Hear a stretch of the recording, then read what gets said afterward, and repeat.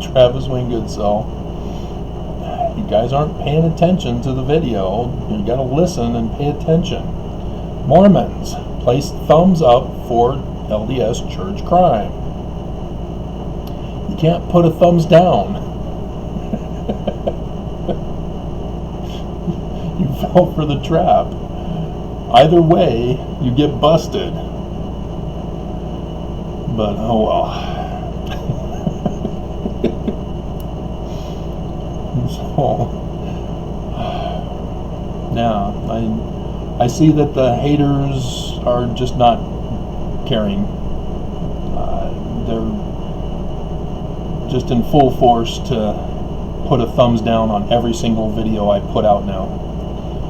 And nobody can see them, which means they're targeting me. They're threatening me, is what they're doing. And they're not doing it for the sake of showing their displeasure about how awful my video content is, how I've betrayed Mormonism, and blah, blah, blah. No, it's a direct threat to me. And YouTube still is fooling around. So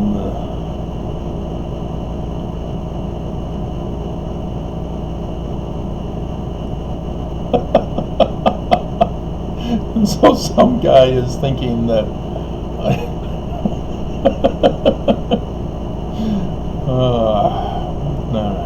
so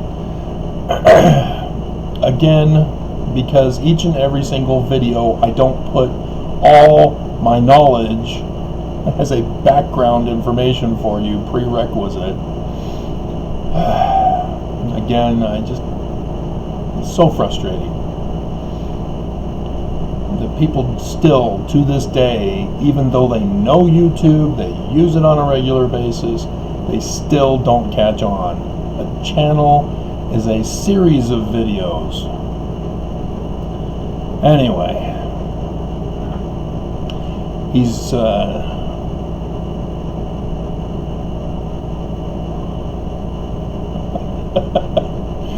he's not understanding the definition of a prophet. He's thinking as a Mormon, and so in a sense he's somewhat mocking me as he asks, as a true seeker of knowledge, when did you know or get called, I think is what he means to say, as a prophet? If he's being sincere, I'll go ahead and tell you guys right here and now. But have you not read your Book of Mormons? Have you not listened to the previous videos?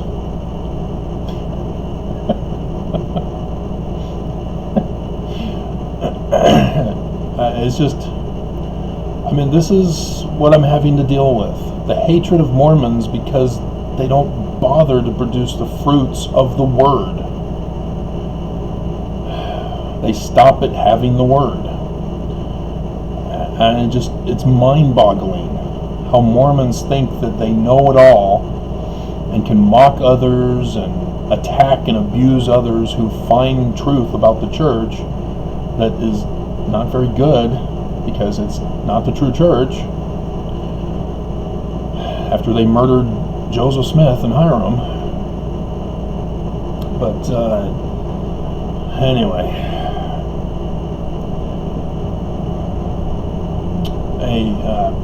what is it? A prophet has a testimony of Christ. Is that the definition? Let me see if I can find it here real quick. Search.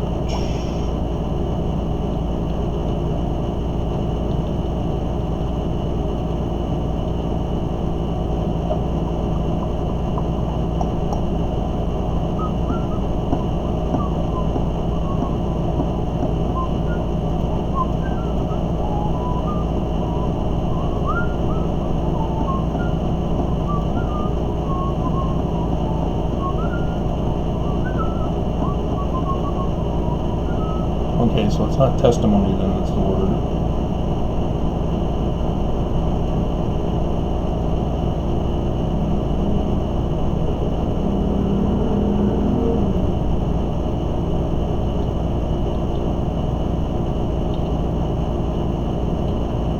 Oh man, no, I'm not going to find it. prophecy. All right. So yeah, it's the prophet, seer, revelator, translator. They're science keys, and so having deciphered Paleo-Hebrew, I became a translator, and that enabled me to go on to translate Egyptian petroglyphs, because I deciphered Egyptian petroglyphs. If you have been paying attention to Mormon stories, he's been doing interviews with Dr. Robert Rittner, is that his first name? The teacher of John Gee, who condemned John Gee for his ignorance on the Book of Abraham, despite having taught him Egyptian. And so then you kind of wonder if John Gee even knows Egyptian, if he's just going to betray Egyptology in his lessons and the teacher. But he talks about translating the Book of Abraham, and in the third one he goes over how he's sure that Joseph Smith is using the text on the papyri to translate into English the Book of Abraham. The one guy did point out that section 1 or chapter 1 refers to the facsimile number 1, but he nor Rittner still concede that that's what he was using to translate. I've snuck it in on one of my videos not too long ago that Mayan has this process. They have their figures that are used as text as well as joined into pictures. And so the petroglyphs in Mayan can also be translated. And so Mayanologists, that's the term that they use, they all know that. Egyptologists, however, don't know that. And the reason why they don't know that is because the Rosetta Stone is what they've used to what they think is decipher Egyptian. Jean Champollion. Jean Champollion figured it out because he knew Coptic, which is an alphabet, and then applied it to the Greek, to the Egyptian on the Rosetta Stone. And so technically, as I've been talking about, Egyptologists, with their understanding of Egyptian, is merely the language of the Egyptians and the learning of the Greeks. And they don't understand that that's what it is. Because the Bible, as it is written, which comes from the Egyptian petroglyphs and the stories behind them, the multiple level stories, the Heliopolis creation glyph is the popular one that I use because it's right there in the beginning of Genesis in numerous places. And right there in the first few chapters. And people just, they don't see it. D.M. Murdoch caught on to it, but she focused on the New Testament. She didn't do much in the Old Testament realm. That was, her focus was New Testament stuff. Gary Greenberg, he caught on to some matches, but he couldn't develop it into a theory and sustain it, and got slammed with criticism, and then went silent after that. But I'm the one who, at that same time period, recognized the patterns and developed the theory. And so I'm the one who discovered that the Bible comes from the Egyptian petroglyphs, not just the New Testament as D.M. Murdoch was suggesting, Hers was that the Bible was just made up, that it was just all a lie. Mine, however, my theory is a different one, that they were utilizing in the Roman period, for example, the Egyptian petroglyph story translation levels to tell an apocalyptic literature during the Roman period, as the Jews wanted to be saved, according to Jeremiah chapter 23, as is prophesied there. And so the concept of hoping and wishing for a Messiah was big during the Roman period, but he never showed. All that tried to step up to be the Messiah all failed. And it's kind of sad, the Roman slaughter of the Jews during that time period, as the Jews just tried to protect the temple and protect their lives from the Romans, who just wanted to completely crush them and assimilate them.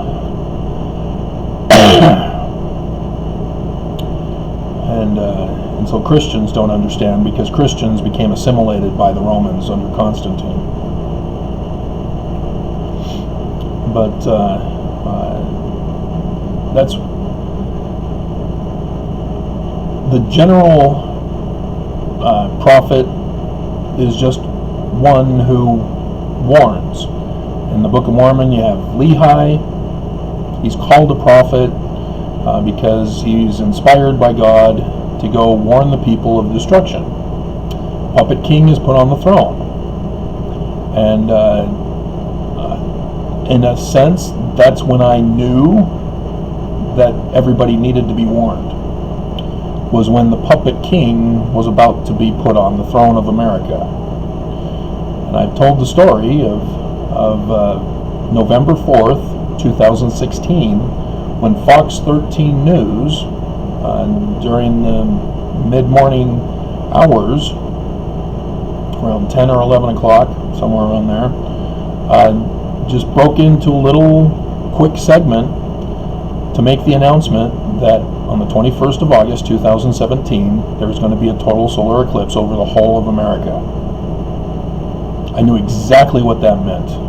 We had just had the Tetrad, 2014-2015, where between the third and the fourth one, 3 apostles died. And I go over the story on how that was very interesting, unique, and curious, is because previously Faust and Hinckley died with lunar eclipses, plus or minus a month away from them.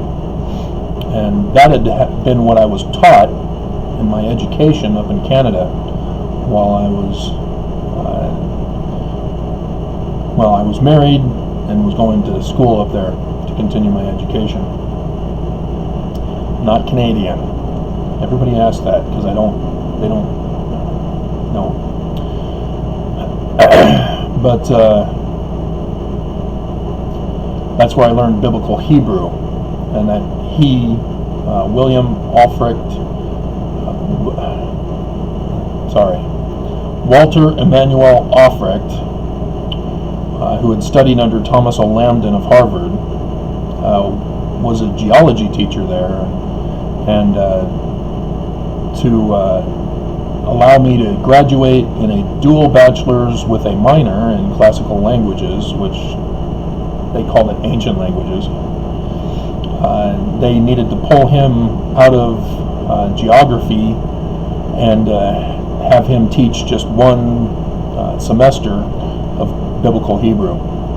And so the first day of class, he showed us Paleo-Hebrew and talked about how nobody knew how to decipher Paleo-Hebrew because there's just not enough textual material to work with.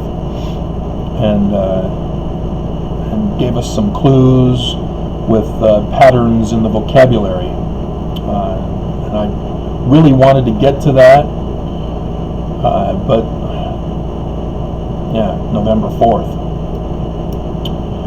And so, yeah, in literally the first year of the reign of King Trump, I began warning the Mormons in Judah, at the capital city of New Jerusalem, as they call it. But it's not supposed to be New Jerusalem. It's supposed to go to another New Jerusalem, as all of those of us outside of Utah know.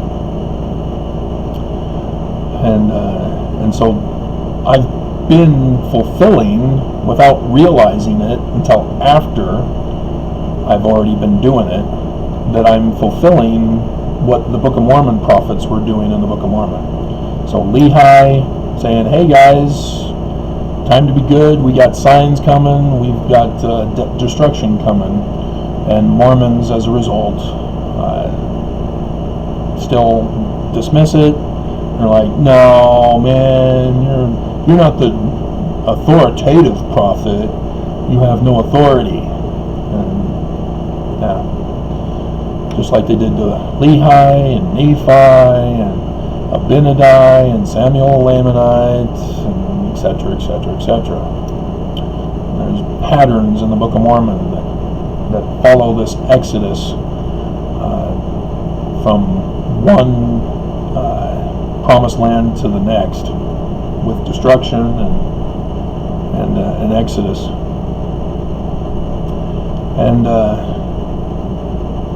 so it just sort of fell on me as I recognized it and know that people needed to be warned. I tried to have I did have one, but there was a lot of problems in my ward here that were not comfortable. And one of the members that showed up to the lecture that I was able to actually hold in the church, but the bishop was not happy about it. But he came and sat in the back. But it's amazing, the paranoia, because I'm not one of the leadership of the church. And that previously had always bugged me, as I thought that I could pursue ancient languages not knowing that I'm not supposed to. I was given the key of decipherment, and the key is Ra. If you know the Egyptian god, if you've seen Stargate,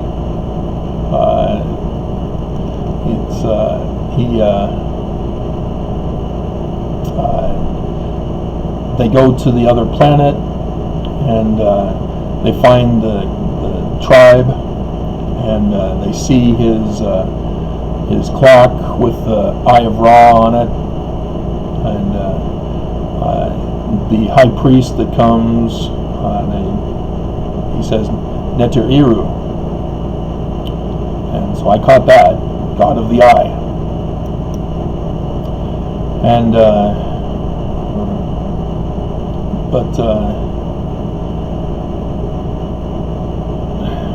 to be a translator, it's already a hard science. It's not some mystical, God-given thing. But yet science is. All truth comes from God. The Book of Mormon tells us this. And the science is the pursuit of truth. The scientific method, the real scientific method, not the ones that are given the press about. Studies show that women can't have chocolate, but men can have as much chocolate as they want. In fact, they need to have it every single day. I heard that on Fox News. I was like, what? And so, of course, I used that with Karen. Sorry, Karen, you can't have chocolate. Remember, you get a headache after 2 bites. But me, I can have all that I want. And then I got my DNA tested, and sure enough, yeah, I can have as much candy as I want, as much sugar as I want, as long as it's actual sugar and not high fructose corn syrup sugar.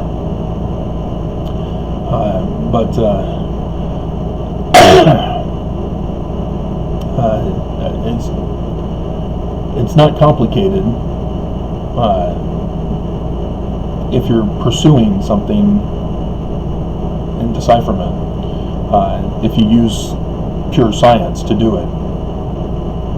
But Jean Champollion used Coptic to figure it out. But it's not an alphabetical language, and so it's the learning of the Greeks.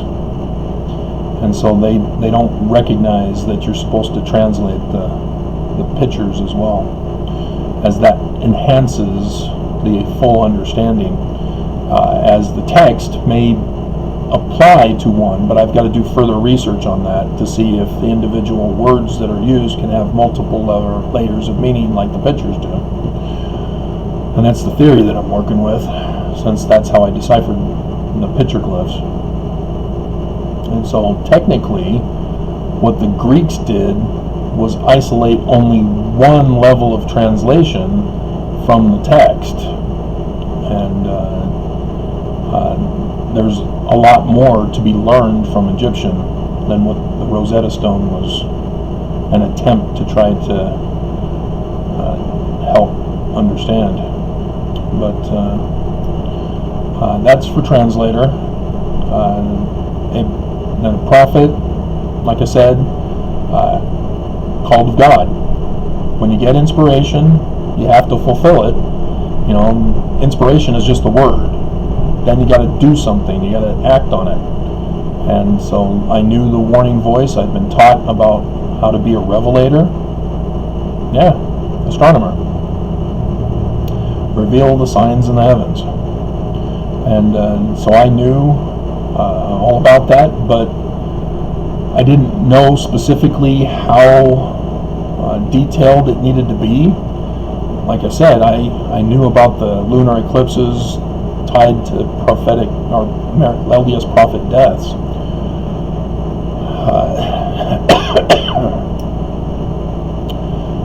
And so when I learned about August 21st, 2017, I then had to cram my own pioneer education into astronomy of the ancients. And I did get some books, but I haven't really looked at them yet. Can't see the cursor. This pile right here, the white volumes, those are different time periods and thus cultures, and their understanding of interpreting the heavens.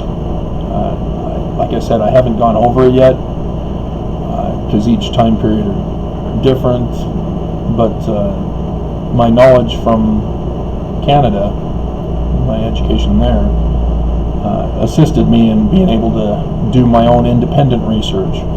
So technically what those books will do is see if there's any additional information that I've missed. For example, this past week I found out about Altair, the star with the Eagle constellation, and so there are some things that I am missing as I'm catching up when they occur with a sign in the heavens. Yeah, I'm a revelator. That's obvious.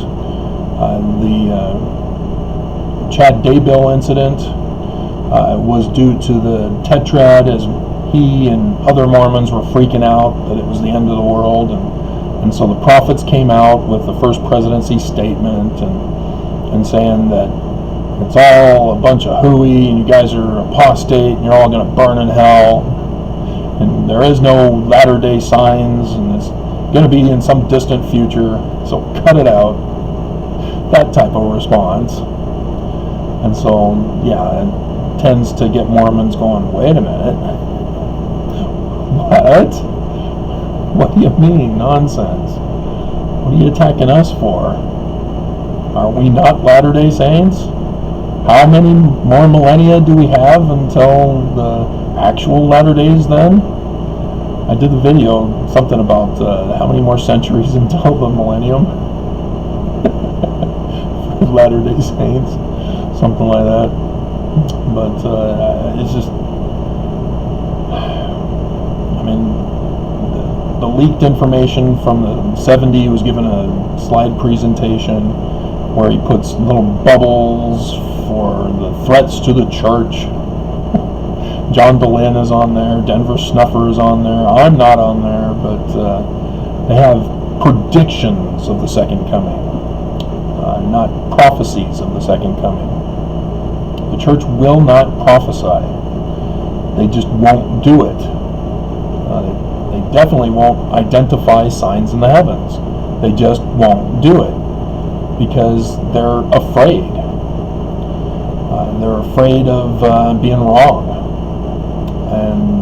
Or if they really are evil, they don't want people to think that they're evil.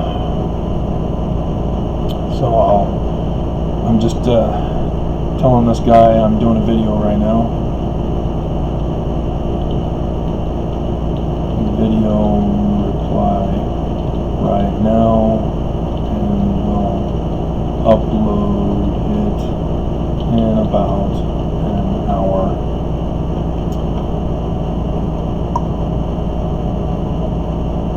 And so one thing that Mormons might be concerned about is, am I this prophesied Mormon Moses?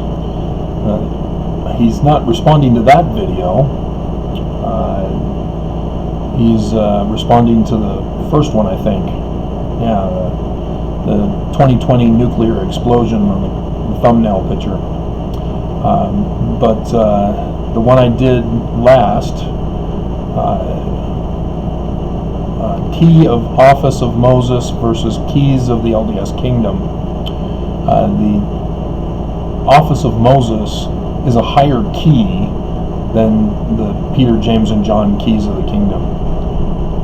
And you may think, what? Huh? Keys of the kingdom? Well, it's because it's not really the keys of the kingdom.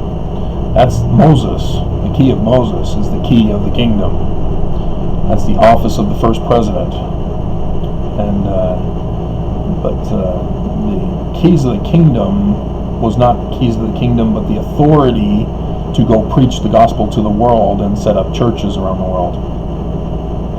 And the church, and especially Oaks, is all big on, this gives us authority to rule over you. Just, oh dear God, the guy is so authoritarian, so Luciferian. I will save all of you if you will take away your agency and obey me. I mean, heaven forbid if nothing happens and Nelson dies and Oaks becomes president of the church. We are all doomed. But if you're wondering about whether I think I'm this Mormon Moses for the latter days, and not the reincarnation of Moses, as some messiahs think they are, again, you have to fulfill all prophecies. There are many. I've had one guy come to me and say, oh yeah, I met Jesus Christ on the top of the pillar of the Salt Lake Temple. And I asked him, well, why not in the Holy of Holies, in the celestial room of the Salt Lake Temple? Because anciently that's how it was done. Never heard from him since. But I don't want Genesis. What are you doing? We want Numbers, chapter 12. And so here, Moses had already been chosen by God, burning bush, as everybody believes, but they don't understand this passage. And I haven't heard Jews connect this either. I don't know if rabbis also, but Miriam and Aaron, his siblings, were not totally convinced that Moses was up to the task of leading the people. If you remember, he eventually had to have Jethro instruct him on creating a hierarchy of leadership rather than taking it all on himself. And so here, Miriam and Aaron were thinking that he's not up to it because he married that Ethiopian woman. He's a polygamist.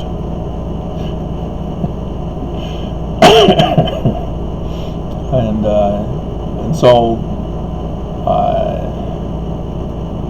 they're thinking that they need to step up and overthrow Moses.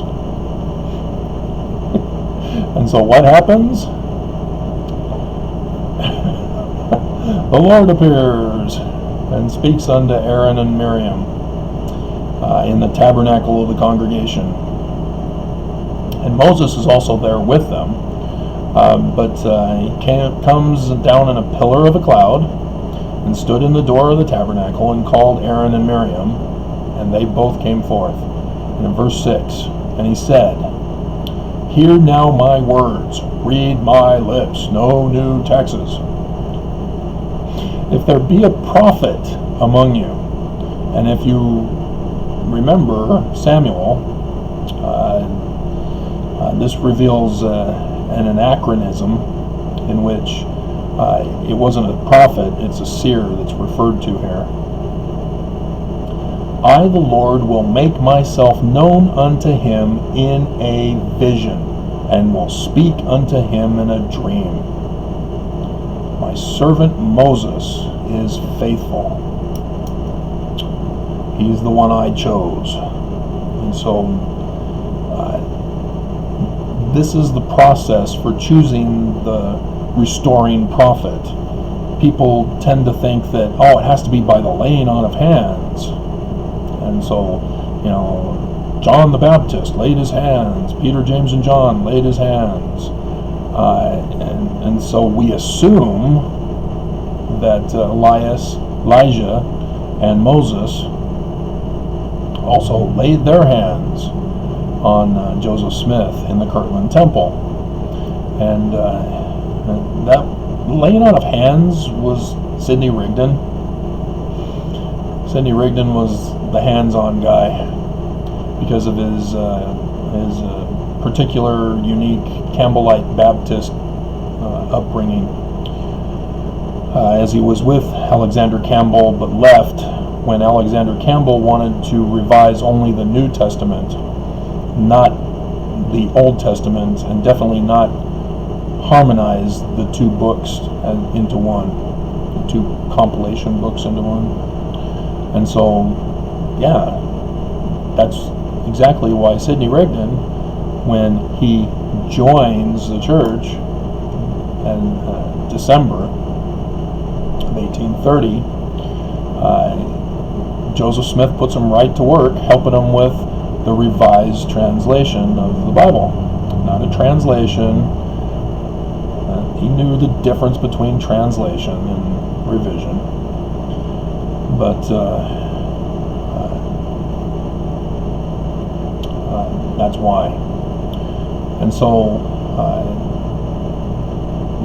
in regards to confirming the signs in the heavens, if you haven't watched that video, you need a precise date. Revelation chapter 12, verse 1 and 2 and 5. That gives us a precise date.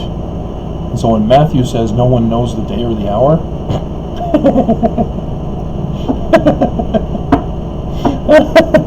he's talking about it. The sign of the Son of Man, but nobody knows the day or the hour. You talk about it. You talk about it in the beginning of your book. You give the precise date.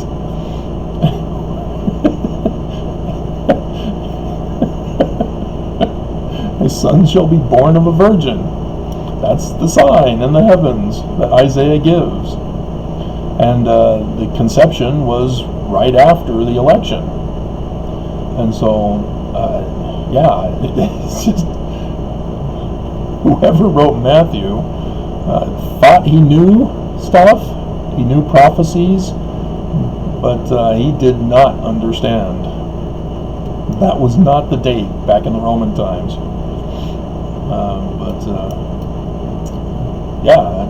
The sign of the Son of Man was 23 September 2017. That was it. So yes, the man like Moses is here. The Mormon who is to lead the Exodus, is here. The only problem is that Mormons do not believe, because they're looking to Nelson.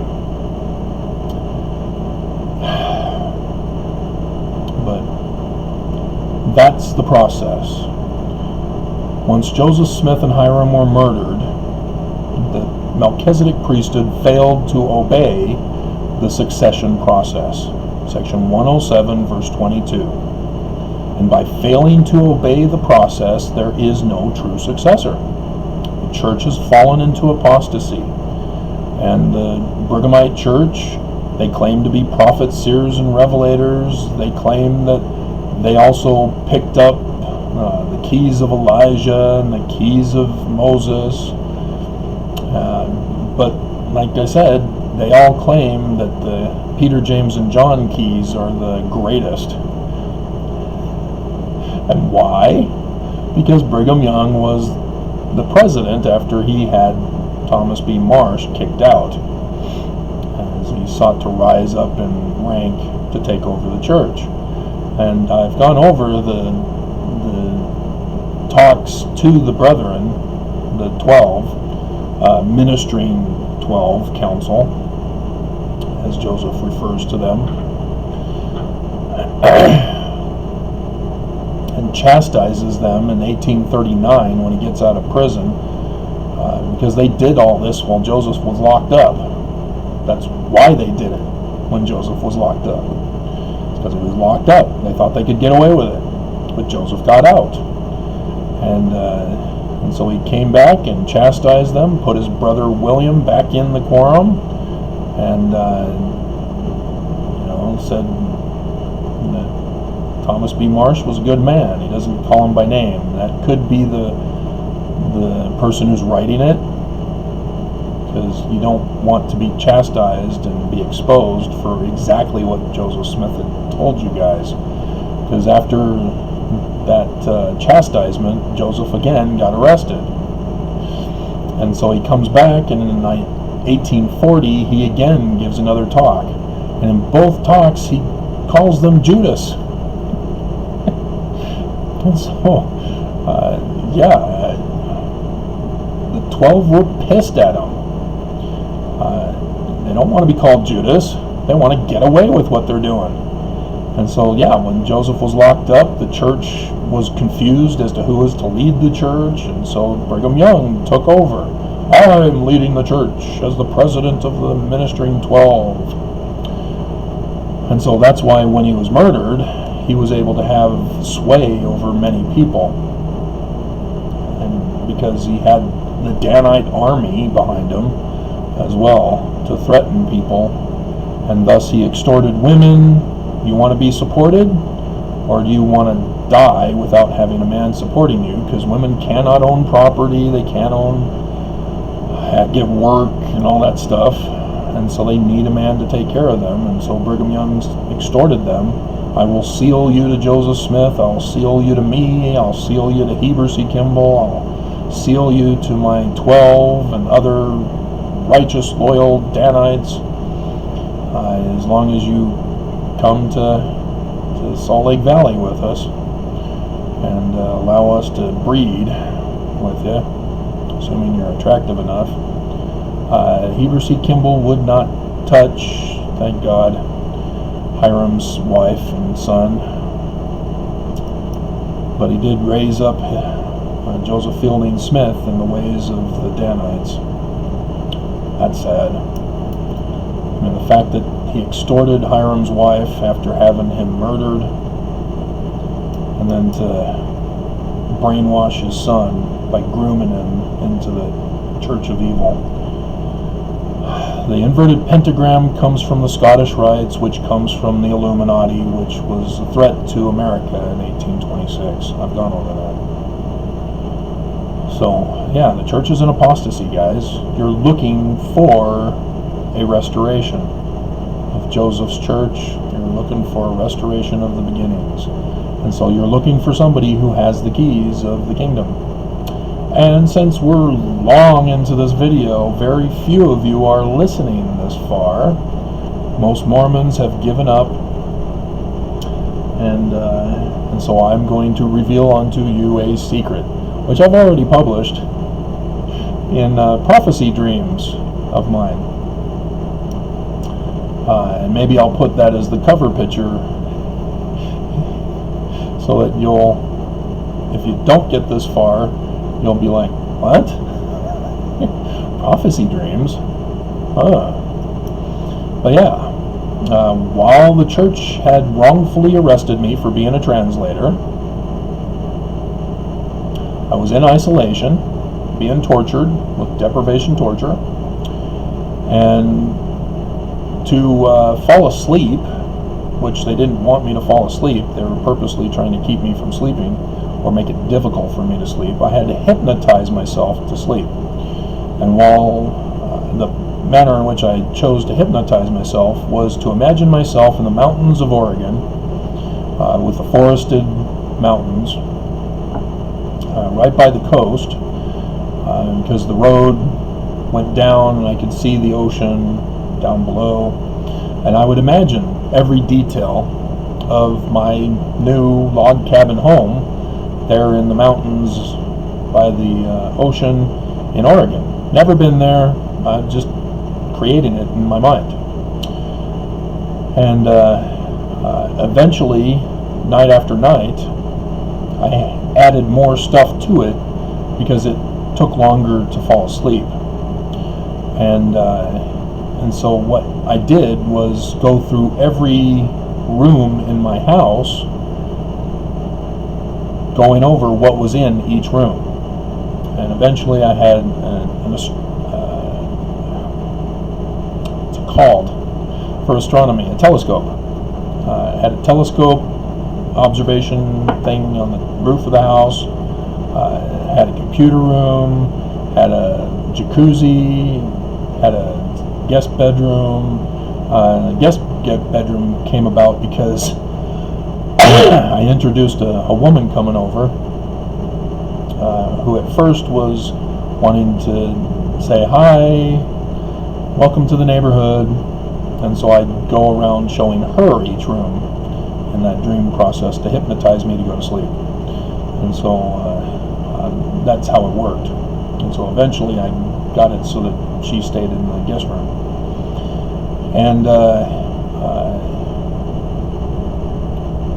one morning, as I'm dreaming before waking up, I have a dream where I'm at an indoor theater concert gym or some kind of stadium.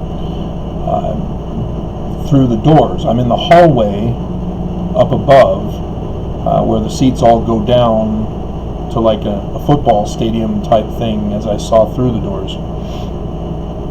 And I had 2 tickets to go to the event. I'm not sure what it was, but I had 2 tickets and I was there to attend it all by myself.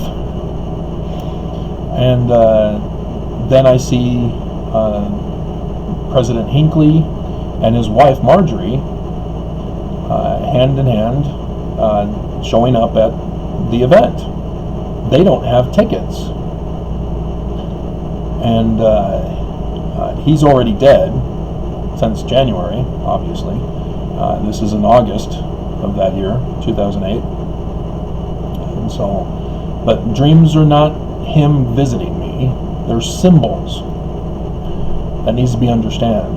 This is a dream, and so it's symbolic. You don't actually meet people in dreams. So if you say to somebody, "Oh, I saw you in my dream," "Oh, yeah, okay, whatever. I didn't see you." That's why.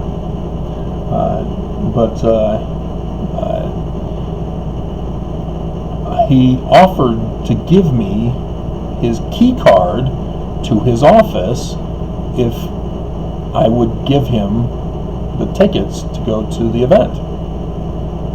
And I said, okay, if you want to go to the event, that's fine. I obviously didn't have anybody. And so he and his wife went to the event, went through the doors. I took his key card with the number 77 on it. And I went went down to the end of the hall, where it was crowded people wearing nice dress clothing, suits and fancy dresses. And I go to the elevators there in the back, and I get on, and there's two women that end up on the elevator. I don't need to go over that because that has to do with the 6 years of incarceration, plus the time going down, plus the number on 77.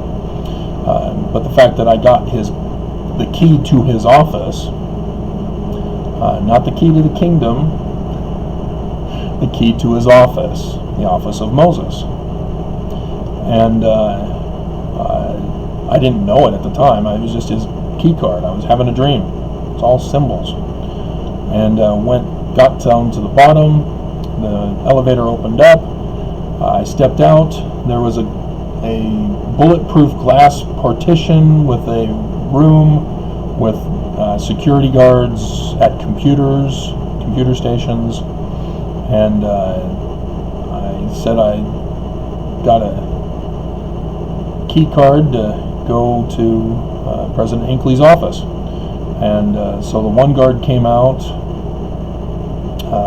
and on the bulletproof glass, which is in the administration building, this is how I know about this. It's because I've been in the administration building before, long before this dream, and saw the bulletproof glass with the key punch entrance lock. And he went and typed in the entrance code and opened it up, and then I went in, and I went down the wrong hall first to the left, and saw after the second door, or the second office, that was the wrong direction. So I went back down the other direction and saw room number 88, and it was packed with papers and books, not too dissimilar from what you're seeing there, on bookshelves and on desks, and I wanted to go in and look at all the papers because that was exciting. I wanted to go see that stuff. But the guard then said, you have 5 seconds.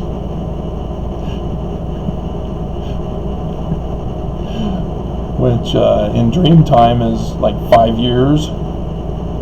But I kept on walking and found the next one over was room number 77. Went in, completely barren. There was nothing in there, just the office. And there was a post-it note on his desk, so I got the pen and wrote "thank you" on the post-it note, and then left long after 5 seconds.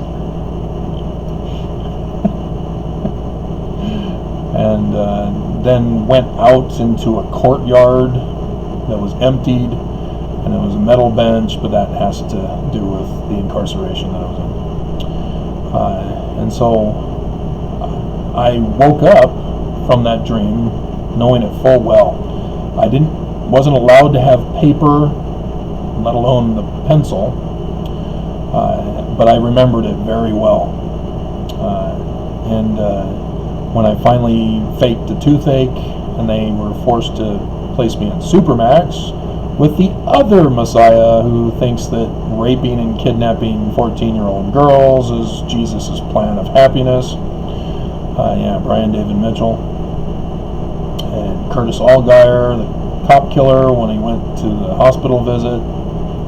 The guy always tries to cause problems. Oh, I need to go to the hospital. I have an illness. And he gets lawyers to try to do things to help him, and then he goes and kills a cop, gets caught at the Arby's. So I knew about that before I went in. So when I found out Curtis Allgaier, I went, oh, okay. Yay. And then there was a bunch of others that I didn't know. Several people who don't speak English, so I know why they were locked up.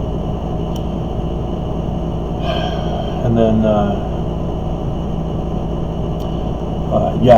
Easy helped me obtain paper, and I was able to write out the dreams that I had and the ideas that I was getting. Because after that dream, a whole flood of ideas just came to me, and I was writing them down as I got them. And then when I got to the other location, I assembled all of the entries that I'd put on paper and went through them and realized, I just designed Zion, New Jerusalem. We're not talking just administration, we're talking the whole shebang, from designs to government to economics to religion, the whole thing, which I had already been given a lead into that back in junior high at Auburndale, which I call Auburn Jail in Southern California, where the latest substitute teacher taught us how to design our own country. And so I already had a foundation to do that with, but that's what I was doing. And so I then was able to get some scriptures. They have no problem handing out Mormon scriptures to me. It's when you start asking for other religious scriptures that they sort of hem and haw and complain and don't want to give you your religious freedom rights. But if you're Mormon and you want Mormon scriptures, oh, here you go. But as I came across something in my notes, I went, sure enough, oh yeah, that's from that past. Oh wow, yeah, that fulfills that one. That fulfills that one. So the ideas that I was getting were in harmony with the words from the scriptures, and many of them were surprising me how accurate I was connecting with the scriptures. But I thought that I was going to be locked up for the rest of my life, and so I'm constantly asking God, why are you doing this to me? You know I'm not getting out. I'm stuck here for the rest of my life. They will not let me go. Why are you doing this? And the best I could come up with is, well, he's just trying to give me peace during this time of what should be despair. And lo and behold, 6 years later, the evaluator retires, a new girl comes in, new young girl. She goes over the script. I am able to quote the script because the previous guy said, you can lie, you can deceive us. Yeah, they didn't want me out. That's all it was. But yeah, and she said, oh yeah, you passed. And then the brand new Attorney General for the state of Utah knew nothing of the case and dropped all charges.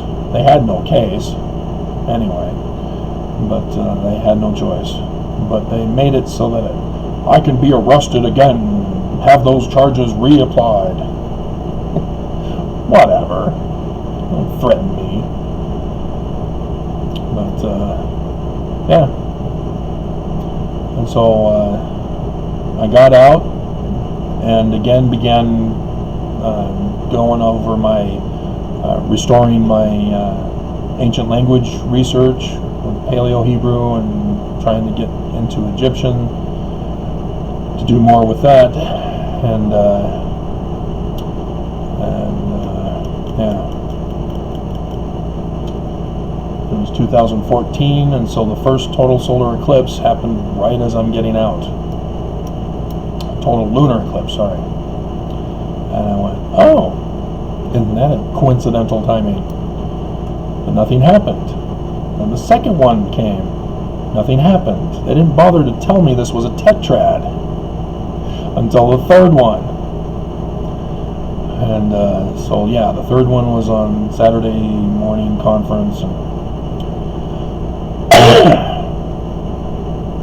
And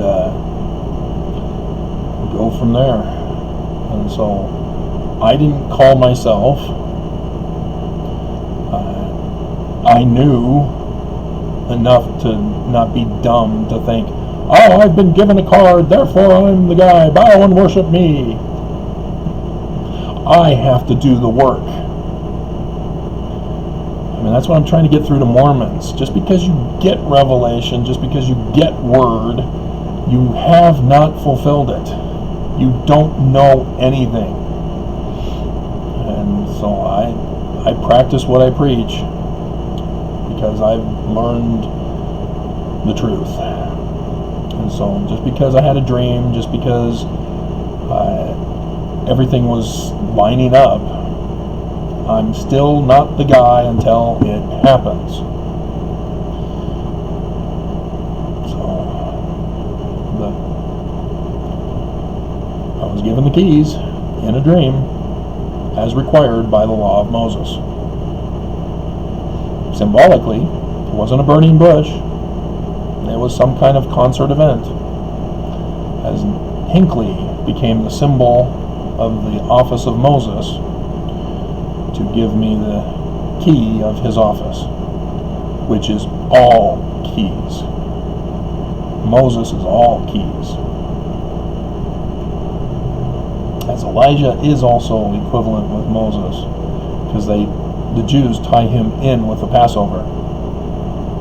And they don't recognize it. They think they're two separate people that have to come. And so thus the Gospels says, oh, there's John the Revelator who's baptizing, and then Jesus comes to him. Well, Jesus is the man like Moses, but he doesn't save the Jews. So, alrighty, an hour.